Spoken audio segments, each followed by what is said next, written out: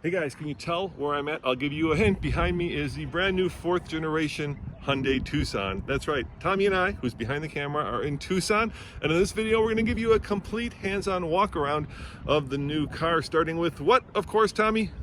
What are we starting with? Styling, of course. And Hyundai says that the styling of this new Tucson is athletic, it's chiseled, it's kind of more outdoorsy. So why don't you give them a walk around and let's talk about it.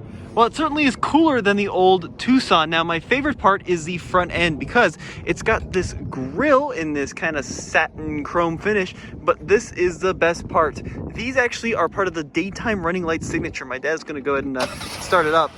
There you go, look at that. So this illuminates next to the grille, and when you turn it off, it disappears and kind of becomes one big unit again. I just think that is such a cool look. Now, they've gone with much more of a mechanical feeling with the Tucson. The chief engineer said, or the chief designer was saying that they didn't want it to look like a face with eyes and a nose. They wanted it to look like a machine. Rather than breathing air, they wanted it to process the air. So it's a very kind of mechanical design, if that makes sense. Very angular with these character lines down here on the side. Yeah, you know, I think the most prominent feature are these lines right here. So this line and, of course, this line.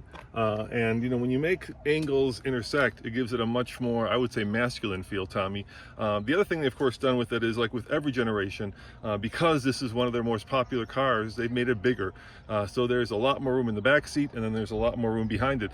Hyundai says enough room for somebody with a family of 5 to be comfortable in this car with 5 people and all their stuff. It's supposed to have best-in-class legroom, and we'll check that out more toward the end of the video. But coming around back, I do like the kind of this chrome element that extends these little fins toward the rear window. Very angular rear taillights, pretty similar to what you'd find on A Mach-E. well, I don't know about the Mach-E, Dad, but perhaps the Mach-E. I see a lot of Mach-E in this. Well, your mister just need to be a third one here. Well, okay, all right. So Mach-E -2. Yeah, Mach-E -2, and then that big element extends all the way across the rear. The one part I really don't like is this. I think this emblem looks super out of place.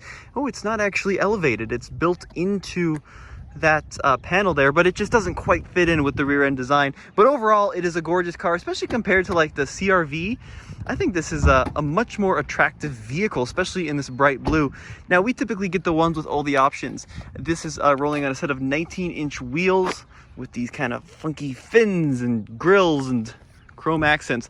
Let's check out what's under the hood of the Tucson. Now, eventually, Tommy, there will be 3 different power plants in the Tucson. So this is kind of the normal, what you'd expect, 1.6 liter. No, not 1.6. No, this is a 2.5, yeah. 2.5 liter naturally aspirated 4-cylinder with, get this, gasoline direct injection at higher RPMs and multi-port injection at lower RPMs. So it's got dual injection. And how much horsepower? It's about 188 horsepower. It's mated to an 8-speed automatic transmission, and you can get it in front or all-wheel drive, although currently I think you can only get the all-wheel drive ones. Yeah, and coming up this year, you're going to be able to get hybrid version and eventually later this summer a plug-in hybrid version. So if you want better fuel economy, those 2 variants are certainly something that will be available. It's pretty cool stuff there, Dad. It's an interesting idea because the hybrid and the plug-in hybrid actually have the 1.6 turbo with a 6-speed automatic, but the NA version has a 2.5 liter with the 8-speed auto. Well, should we hop inside? Yeah, let's hop inside. Let's start in the back and see how much room there is back here. Let's see what that best-in-class legroom looks like. As always, I'm sitting behind where I have my seat set up, and I gotta tell you, it's good, dude. Look at that. Plenty of room. I mean, the fact that they have increased, I think, by 6 inches the length of this, a little bit wider, a little bit taller, certainly pays dividends inside here. Plenty of headroom, plenty of legroom.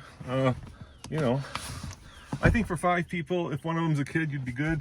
5 adults, still might be a little tight, but otherwise, you know, it's very roomy. And you know, they're saying that their, I'm gonna say claim to fame, but their selling proposition is best in class rear legroom, and I gotta agree with that. It's pretty good. Look at that too down here. Dual USB ports, you got some air vents, and I'm surprised that your headroom is that good with the panoramic sunroof. Especially with the panoramic sunroof. So let's go talk numbers, huh? Now, the Tucson starts at $24,950 currently, but this one is quite a bit more expensive than that. Yeah, as tested, we're at 34,454. 26 mpg combined is, I think, a respectable number. And if you want to move up to the hybrid, you'll get 12 more mpg for, I think it's about $1,250 more. So that's their big marketing tagline Exactly now. right. 12 for 1,200. So limited.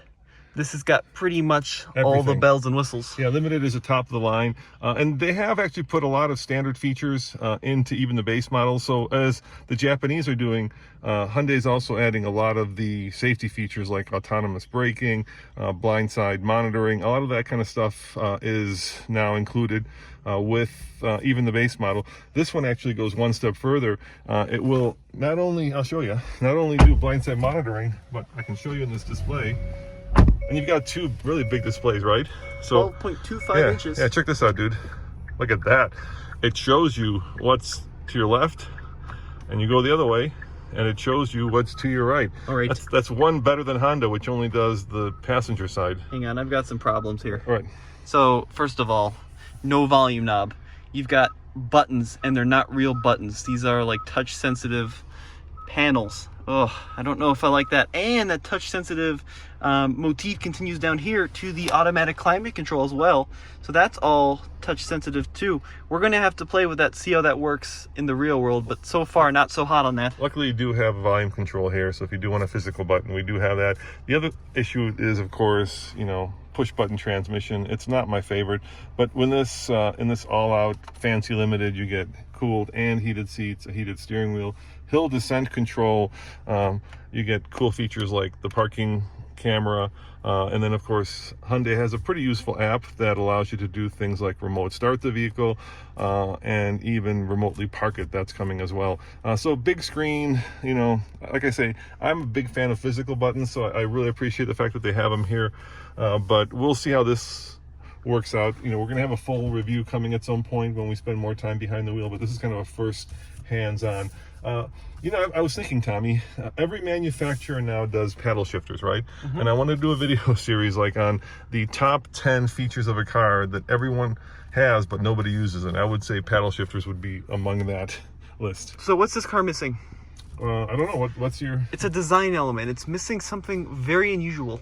Okay, what is that, dude? It is missing a cover or a shield for the infotainment, for the cluster. Yeah, and the reason for that is Hyundai will tell you that this is so brilliant and bright that they don't actually need to protect it from the sun. I'll be curious to see if that works. Now, speaking of Mustang, by the way, this kind of dual cockpit motif is pretty similar to what you'd find in like a Mustang. Here's an interesting button too. Look, I just saw this. Diffuse. Yeah, I think that's kind of a nod to Tesla, where you can kind of go and change the way the air flows, and you can do that here as well. That's kind of cool. Yep. This one, of course, full panoramic sunroof. That's nice. Whoa, let's see how far it opens. Yeah, it'll be interesting. Let's see. Not that far. Hang on. Does it go any further back, or is that as far back as it goes? That's as far back as it goes. So pretty small opening. I will say that they do a very nice job with the infotainment screen. How did you get into this camera setup thing? A lot of cameras, dude. Oh, yeah. I want to show them the cool media radio. Here we go. This is what I wanted to show them. I like the little tuners that they do. Yeah. That have this kind of vintage little tube look. Look, it's funny. Look, like last generation, Honda went away from knobs for their volume and their tuning, and everybody hated it. And now Hyundai has gone away from knobs. So I'll be curious to see what you guys think. Am I just getting old, and am I getting crotchety? And do I like real knobs for tuning and volume, or is this the way of the future? Or is it going to voice recognition at some point? By the way, here's the camera button. That's where I found it. Oh, there you go. Well, let's check out the trunk. Yeah, let's check out the trunk. So, of course, there are two different storage capacity numbers, one with the seats up and one with the seats folded down. I believe with the seats up, it fits about 41 cubic feet of stuff. What does that mean in the real world? That's what it means. There you go. Okay, pretty decent. But if we fold the seats down, let's give that a whirl. You want to go grab it? Yeah, we'll do. I'll help you. There it goes. I'll do the other one. No, I just have to pull harder. Okay. So with that, we've got now 80.3 cubic feet of space. Let me show you how giant that is. Okay, let me give you a first-hand demonstration. Now, I am 6'2", and I could almost lay down here and go overlanding and camping in this thing. I guess if I curled up, you know, with a pillow, I'd be okay. Do you want to take the bags here? I want to see if there's anything underneath your feet. Let me out of here. Let's see if we've got any under. No, but we do have the temporary spare there. Additional tie downs in the corners. 180 watt outlet as well there. Oh, speaking of wattage, the wireless charger on this one is now rated at 15 watts versus 5. You know, there's some thoughtful engineering. So one of the things Hyundai does, of course, is some of the competitors, you can do that, you know, where you do the Irish jig and it opens up. With this, you just walk up and it'll open up.